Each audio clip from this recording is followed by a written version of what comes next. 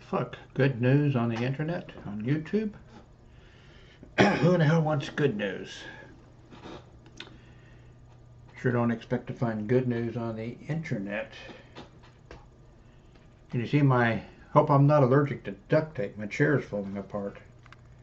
I think a 230-pound man maybe is not supposed to sit in this chair 24 hours a day, 7 days a week. I've got duct tape everywhere holding this chair together. Wonder if duct tape would hold me together. I might have to try that. What did I want to say? Let me quickly pull up my blog, and that will remind me. Well, Mitt Romney won the debate, and of course he lied and he changed his positions, but he still won the debate. And of course that doesn't mean that anything that he said was, they should pay any attention to it. And he got a boost, apparently. The polls are saying that he got a boost from it. So, I mean, Mitt Romney, before the debate, was just a total disaster. He had nothing but bad news every day. He did everything incorrectly, everything. And he does the debate, and now that's history. Let's see, Mitt Romney action figure from the, let's see, Mitt Romney attacks Big Bird.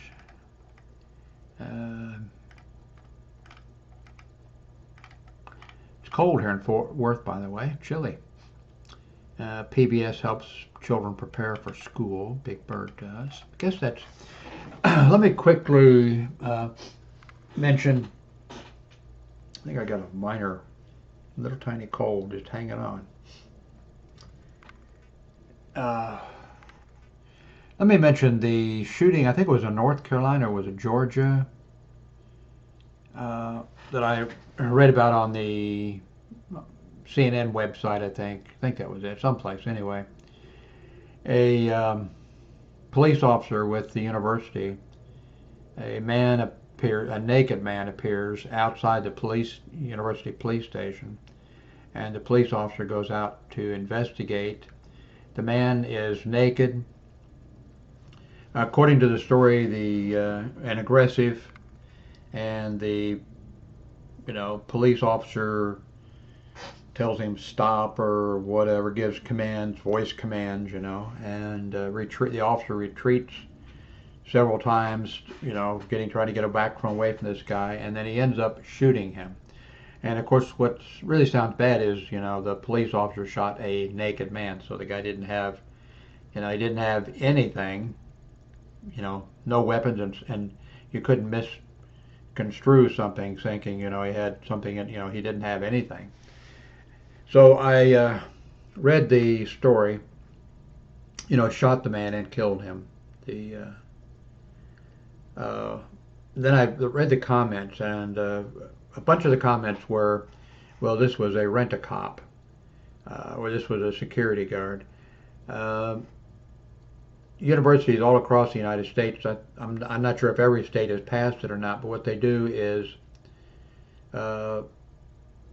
allow university people who would be security officers, but certify them and enable them to be state police officers, so they can have emergency vehicles with lights and sirens. They can write tickets. They have full police powers. They are state police officers. I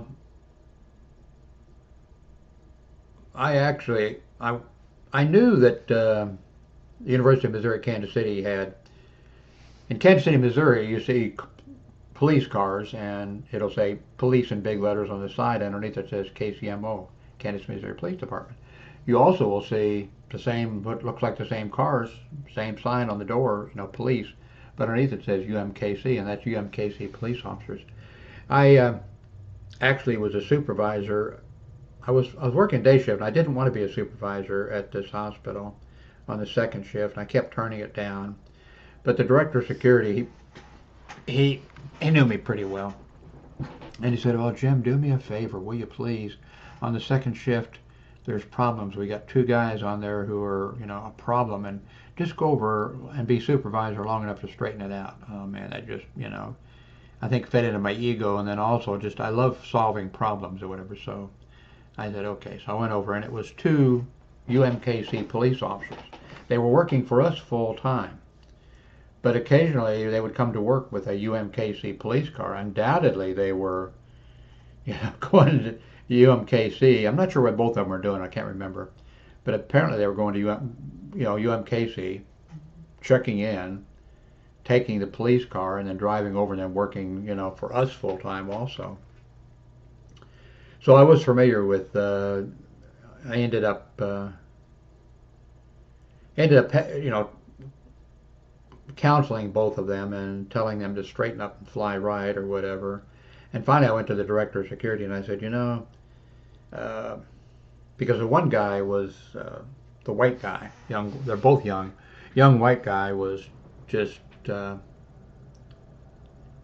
he was really something special, and so finally I went to the director of security and said, "Can I tell them that they have a choice? They can either work for us full time or work for somebody else full time." He said, "Yep." So I told them both, and the young white guy, said, "Go to hell, I quit," or whatever. The other guy, the black security officer, was really nice and seemed,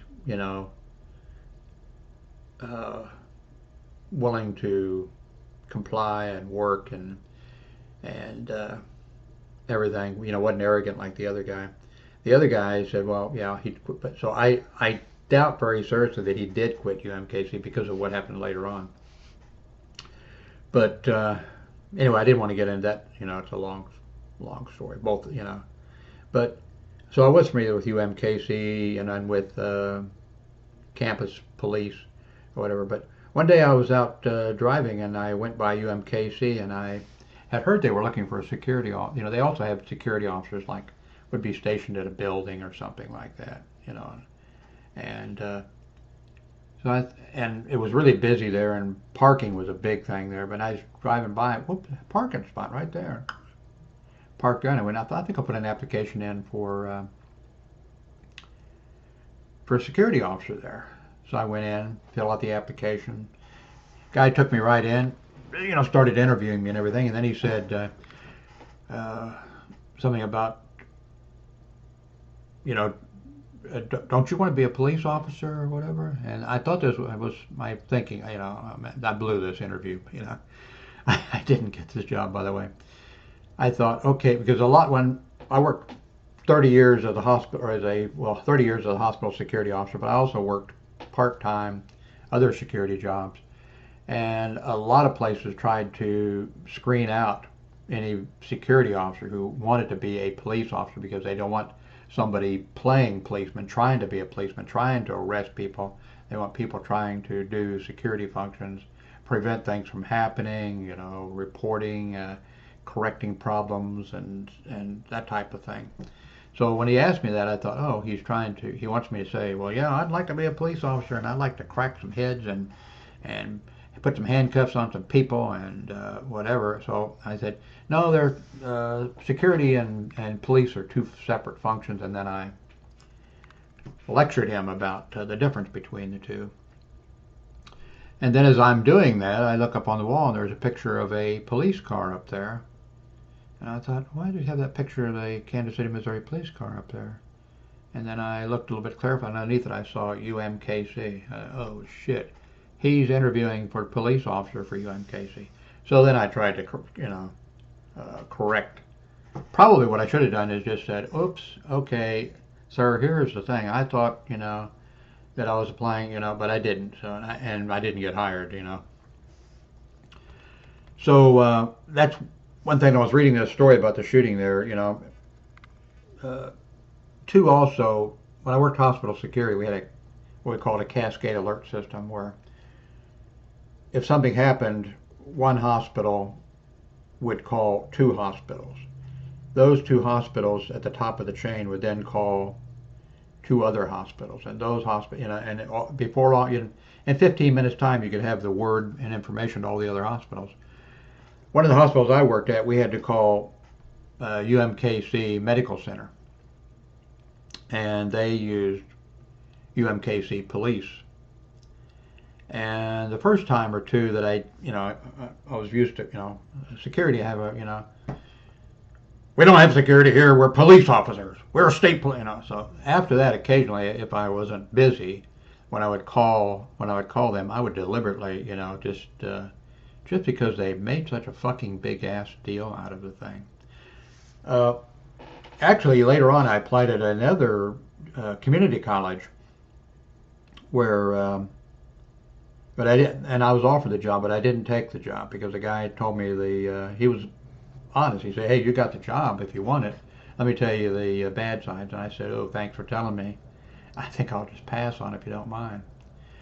So when I read that story, I thought of that. But that's not what I wanted to get sidetracked on. What I wanted to say, a lot of people were saying in these comment sections, well, the police officer, he's a police officer, and this guy was one guy who was naked, and he should have been able to handle him. I don't know how many fights I was in 30 years of being a hospital security officer. The 10 years I was a small town police officer, I don't remember actually being in a fight that I can remember. But during the 30 years, I can't count how many times. In fact, for years, every Friday and Saturday when I go into work, I know, okay, I'm going to fight somebody today, some drunk, or somebody on drugs. I don't know how many times I was lucky enough to be working. I spent 10 years at one hospital working where I was by myself, and another year at another hospital where I was the only officer on duty.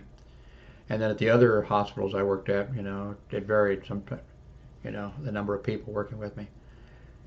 There is one-on-one, just, Chuck Connors and TV and movies, Kung Fu and karate and all that, that's, I've seen very young kids that it took 3 or 4, security officers or a couple security officers and a couple male nurses or something, to restrain somebody. I've seen them break leather restraints and just do all kinds of things. So this idea that, well, he should have just been able to,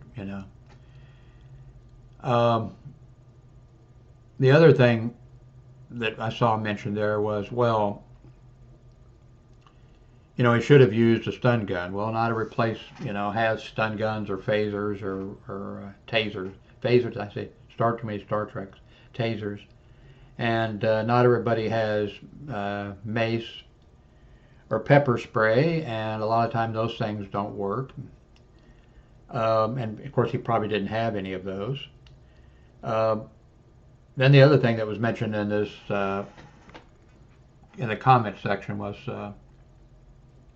people saying, well, he should have shot him in the leg. He didn't have to shoot him, There's a lot of police. I was never in, very few times did I have to ever actually pull my revolver or my automatic, and I never had to fire. But in a lot of shootings, there are a lot of times that there are shootings and people are a few feet from each other and shooting at each other and do not hit each other. Unfortunately, there's a lot of times that a gun goes off and somebody gets, hit accidentally or devastatingly or something. But yeah, this idea of you're going to shoot somebody in the leg, it's hard enough to hit center mass when the adrenaline is pumping and the excitement's going and maybe in dim lighting. When I went through the police academy or whatever, which I thought was excellent, one of the things we did, we went in at night and turned out all the lights on the range except for the police car with the lights flashing, and we had to shoot 6 rounds, I think it was, and then run around the course and come back, fire 6 more rounds, and just kept doing. Of course, from running around, you were out of breath, and so the idea of shooting somebody, in the leg, and the problem with that also is, and even I noticed it myself, although I never had to actually shoot, but and it's a known uh, fact that's been, studied and researched and understood, is you do what you're trained to do. And if you are, training officers, police officers to, okay, you know, shoot. This is a situation where you shoot somebody in the leg, or you shoot them in the arm, or you shoot that gun out of, which was all that's crazy. But if you did that, let's say that you trained people, you're training your officers, and you train them. Okay, well, in this situation, shoot the person in the leg. What would happen in real life is you'd have a police officer, a security officer out there, and you would have a terrorist with an AK-47 and grenades and everything else, and he would be shooting people, left and right, and the officer would arrive on the scene, and the officer would pull his gun out and try to shoot the guy in the leg, or maybe actually succeed in shooting the guy in the leg, because that's what he'd been trained to do. You just the times that not every time, but if there's a certain situation or whatever, I found that I drew my weapon and took up the stance and did everything just according to the way it was just in you. So the idea of training somebody to shoot somebody in the leg, it just and probably he would miss, and two, what what if he shot the guy in the testicles and the penis or whatever? There would be unbelievable screaming that this guy, deliberately shot this guy, there deliberately, or so it's really an unfortunate situation. I'm guessing that the young man who was shot and killed was probably on drugs or alcohol, or schizophrenic or bipolar or something. It's really an unfortunate situation. Unfortunate for the person who was shot, but unfortunate for the officer too. So it'd be interesting to see how that all turns out. I got kind of sidetracked, but I think that's enough for now. Today is October 9th, 2012, and kind of chilly here in Fort Worth. My son has been in the hospital, and he got out yesterday, and he isn't any better. And we had difficulty getting him we couldn't get him to take the medicine that he was supposed to be taking every day, and the hospital added a couple of new medicines. We can't get him to take one medicine that he's supposed to take every day, and they've added a couple of new medicines that and he's not going to take those. So I've been under a lot of stress and a lot of worry. I'm worried about my son, and a lot going on. But anyway, thanks for watching this video.